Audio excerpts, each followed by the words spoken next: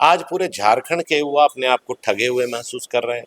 रोजगार सरकार दे नहीं पा रही है, लॉ एंड ऑर्डर ध्वस्त है कि चुनाव के पहले 3 महीना तक आधार लिंक था, पैसा आया और चुनाव के बाद आधार फेल हो गया। लगभग 18 से 20 हजार महिला उसमें क्रॉस कर रही है, तो 20 हजार महिलाओं का नाम प्रति माह उससे हट रहा है। तो आप अगर 8 महीना में देखेंगे तो 1,60,000 महिला उससे आउट होगी। लेकिन नवीन जी, सरकार तो कहेगी ना कि आप कह रहे हैं कि 50 से 51 में जा रही है, 18 से 20 हजार महिलाएं, तो बोले 17 से 18 में भी तो जा रही हैं महिलाएं, हम उनको जोड़ेंगे। तो कब जोड़ेंगे? यही तो मैं कह रहा हूं कि आपने चुनाव के बाद कितनी महिलाओं को जोड़ा? आपने काटने का सिर्फ काम किया, जोड़ने का काम नहीं किया। जो माननीय मंत्री इरफान अंसारी हैं, वो कभी भी किसी हिंदू के बारे कभी उनका बयान सुने हैं? वो मंत्री केवल एक समाज के नहीं है, झारखंड के हैं। आपको रिम्स 2 बनाना है, आपके पास सरकारी जमीन है, गैर मजरूबा जमीन है, बनाइए, लेकिन रैयतों को मत उजाड़िए। अटल जी के बारे में पक्ष विपक्ष में कोई आज तक विवाद नहीं है, आप उनको विवाद के कटघरे में ला के नाम उनका हटा के आप क्या बताना चाहते हैं कि अटल जी का योगदान इस देश के लिए नहीं है? क्या अटल जी ने इस झारखंड को नहीं दिया है? झारखंड का मानसून सत्र कल से शुरू होने वाला है। सत्ता पक्ष ने अपनी तैयारी पूरी कर ली है। कह रहे हैं कि सारे विधायकों के सवाल से ना सिर्फ उनको संतुष्ट किया जाएगा जवाब से, बल्कि सरकार अपना बिजनेस भी करेगी और बताएगी भी कि जनता के लिए कितना काम हुआ। हमारे साथ बीजेपी के मुख्य सचेतक, हटिया के विधायक नवीन जायसवाल जी हैं। आप लोग तो कह रहे थे कि हंगामेदार होगा मानसून, क्या तैयारी है आप लोगों की? वैसा देखिए, कल विधायक दल की बैठक आहूत है, 1 बजे से विधानसभा के बाद बैठक होगी और झारखंड के कई ज्वलंत मुद्दे हैं और सभी मुद्दों पर चर्चा होगी। और कांग्रेस, जेएमएम, आरजेडी की जो सरकार है, इन्होंने जनता से जो कमिटमेंट किया था, जो वादे किए थे, जमीन पर और धरातल पर एक भी वादा पूरा नहीं हुआ। और आप अगर देखेंगे, चुनाव के पूर्व सरकार ने 3 महीना 58 लाख महिलाओं को 1,000 रुपया मैया सम्मान से जोड़ने का काम किया। उन्होंने वादा किया था कि प्रति माह 2,500 रुपया प्रत्येक महिलाओं को देंगे। तो इसका मतलब कि झारखंड का पॉपुलेशन अगर 3-3.5 करोड़ है और 18 साल से 50 साल तक की महिलाएं लगभग 1 करोड़ से अधिक हैं, तो अब 1 करोड़ में आप पहले ही 58 लाख दे रहे थे और चुनाव के बाद आप 58 लाख को 38 लाख में ले आए, 20 लाख महिलाओं का काट दिया। हम लोगों ने जानना चाहा सरकार से कि क्यों काटा, तो पता चला कि आधार लिंक नहीं था। अब प्रश्न ये है कि चुनाव के पहले 3 महीना तक आधार लिंक था, पैसा आया और चुनाव के बाद आधार फेल हो गया, 20 लाख महिलाओं को वहां हटाया गया।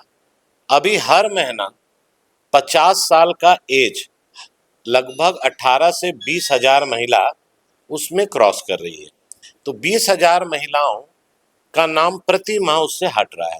तो आप अगर 8 महीना में देखेंगे तो 1,60,000 महिला उससे आउट हो गई। चुनाव के बाद आपने एक भी लोगों को जोड़ने का काम नहीं किया, प्रखंड से मैं लाइन लगा दिया। आज महिला अपने आप को ठगी हुई महसूस हो रही है और जो विधवा पेंशन, वृद्धा पेंशन, वो स्वतः रुक गया। और सरकार में जो अभी स्थिति है, चाहे सीजीएल का एग्जाम हो, चाहे जेसीसी का एग्जाम हो, जो 2024 में आपने कंडक्ट कराया था, उसमें जिस तरह से लीपा पोती करके सरकार एक साजिश के तहत सीआईडी जांच करा के वैसे अपराधी तत्वों को बचा रही है, उसका पूरा प्रमाण है। हम लोगों का मांग पहले दिन से था कि इसको सीबीआई को सौंपा जाए। आज पूरे झारखंड के युवा अपने आप को ठगे हुए महसूस कर रहे हैं। रोजगार सरकार दे नहीं पा रही है, लॉ एंड ऑर्डर ध्वस्त है।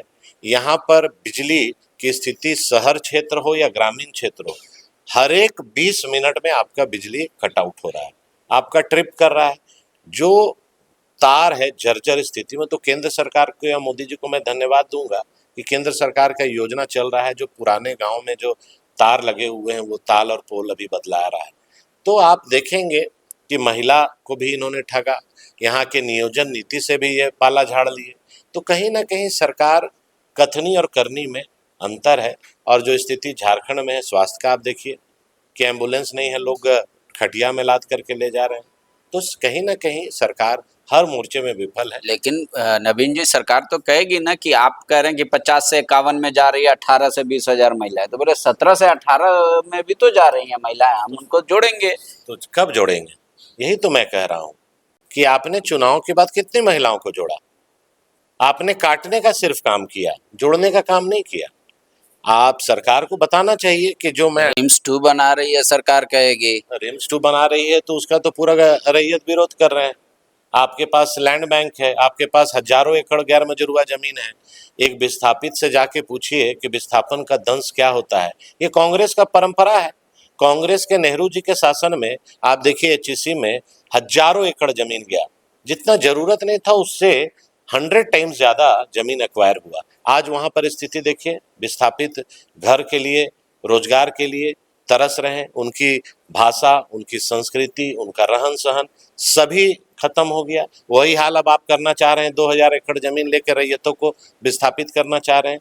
आपको रिम्स 2 बनाना है, आपके पास सरकारी जमीन है, गैर मजरूबा जमीन है, बनाइए, लेकिन रैयतों को मत उजाड़िए। वहाँ की जो आदिवासी हैं, मूलवासी हैं, जो उनकी परंपरा है, संस्कृति है, एक बार जब वहाँ उस जमीन से लोग अपने जड़ से उखड़ जाते हैं तो उनकी संस्कृति भी नष्ट हो जाती है। हम लोग सरकार जो पॉजिटिव काम करती है उसका हम लोग स्वागत करते हैं, लेकिन अननेसेसरी आप उसको रिम्स 2 को आप रैयत को उखाड़ के बनाना चाह रहे हैं, ये सही नहीं है। जिस तरह से अभी रामगढ़ की घटना घटी, आफ्ताब अंसारी पर लेकर राजनीति स्टार्ट हुआ। एक मंत्री का बयान कितना दुर्भाग्यपूर्ण है कि वो एक जाति विशेष के लिए प्रखर होकर बोल रहे हैं। उन्होंने उस बच्ची के बारे नहीं सोचा। वो मंत्री हैं और अपने थाना प्रभारी और एसपी को ही कटघरे में खड़ा कर रहे हैं। इसका मतलब है कि प्रशासन पूरी तरह से फेल है। तो कहीं ना कहीं इस राज्य में जो स्थिति बन रही है और अपराधियों का संरक्षण देने का मंत्री अगर काम कर रहे हैं तो ये बहुत दुखद है। लेकिन वो तो कह रहे हैं कि जब पुलिस को पकड़ के हवाले किया, वो तो सवाल उठ रहा है कि हमारे बच्चे को जिंदा लेके गई तो जिंदा वापस कीजिए। कह रहे कि वो मुस्लिम और हिंदू का कॉम्बिनेशन तो सिर्फ आप जानते हैं। बोला कि कांग्रेस तो ये सब जानती नहीं है। जो माननीय मंत्री इरफान अंसारी हैं, वो कभी भी किसी हिंदू के बारे कभी उनका बयान सुने हैं? वो मंत्री केवल एक समाज के नहीं है, झारखंड के हैं। और कहीं पर भी उनका बयान अगर आप देखेंगे तो सिर्फ मुस्लिम समाज के लिए। आप मुस्लिम के नहीं मंत्री हैं, झारखंड के मंत्री हैं। आप न्याय की कुर्सी में हैं और एक पक्ष को इस तरह से इग्नोर करना और उनके विरोध में इस तरह का बोलना, कहीं ना कहीं बहुसंख्यक समाज के मन में, मस्तिष्क में एक अलग विचार आता है। तो इस तरह के मंत्री का बचपना और बयान देना बहुत दुर्भाग्यपूर्ण है। एक आखिरी सवाल होगा, अटल क्लिनिक का नाम चेंज करके सरकार ने मदर टेरेसा बनना, आपकी पार्टी ने पूरा विरोध किया, इसका ऐतराज जताया। क्या ये वाकई में मुद्दा बनाएंगे आप लोग विधानसभा में? क्योंकि सरकार का तो तर्क ये है कि भाई वो भी भारत रत्न से हैं, उन्होंने उन गरीबों की सेवा की जिनको कोई छूना नहीं चाहता था, अपना पूरा जीवन खपा दिया, अपना देश छोड़ दिया सिर्फ भारत की सेवा के लिए। नहीं, मदर टेरेसा जी के बारे में सभी लोगों का सम्मान है, लेकिन सरकार की सोच को आप समझिए।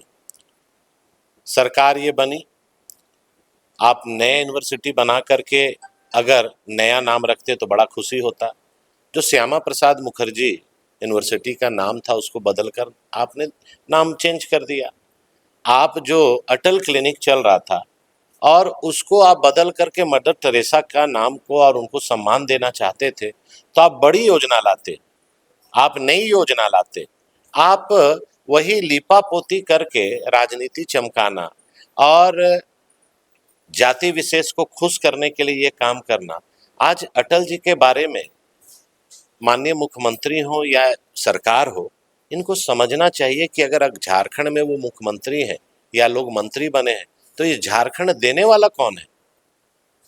अटल जी ने ही झारखंड को देने का काम किया। जो आज हम लोग झारखंड में विधायक बने हैं, लोग मंत्री बन रहे हैं, सरकार बन रहा है, अटल जी का देन है। आप अटल जी के जो पूरा विश्व में उनको नेता मानता है, अटल जी के बारे में पक्ष विपक्ष में कोई आज तक विवाद नहीं है। आप उनको विवाद के कटघरे में ला के नाम उनका हटा के आप क्या बताना चाहते हैं कि अटल जी का योगदान इस देश के लिए नहीं है? क्या अटल जी ने इस झारखंड को नहीं दिया है? तो आपने ये ओछी करके राजनीतिक मुद्दा बनाया है।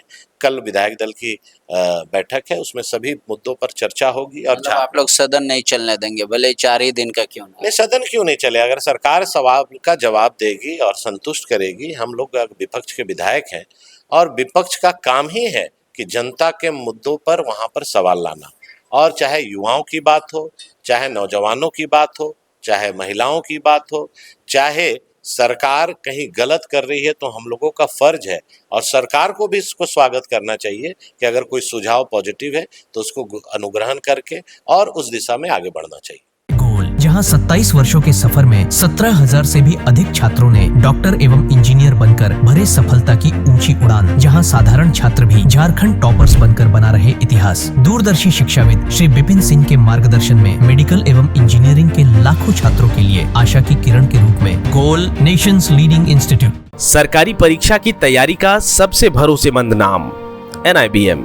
अच्छा कोचिंग ढूंढ रहे थे तो फिर गूगल में ही बताया कि यहाँ का रेटिंग भी बहुत अच्छा था। पुरुलिया से आए हैं यहाँ पर कोचिंग करने के लिए। NIBM के बारे में मेरे एक भैया हैं जो पिछले साल ही बैंकिंग यहीं से प्रिपरेशन किए और इस बार IBPS PO में सिलेक्शन लिए। मेरा अभी फाइनल सिलेक्शन हुआ है RRB PO में, उत्तर बिहार ग्रामीण बैंक में। मेरा फाइनल सिलेक्शन RRB PO में हुआ है।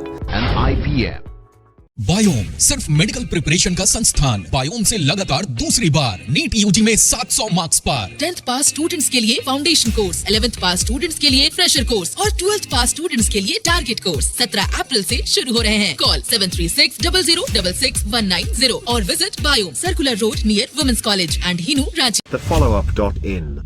Like, share and subscribe. www.thefollowup.in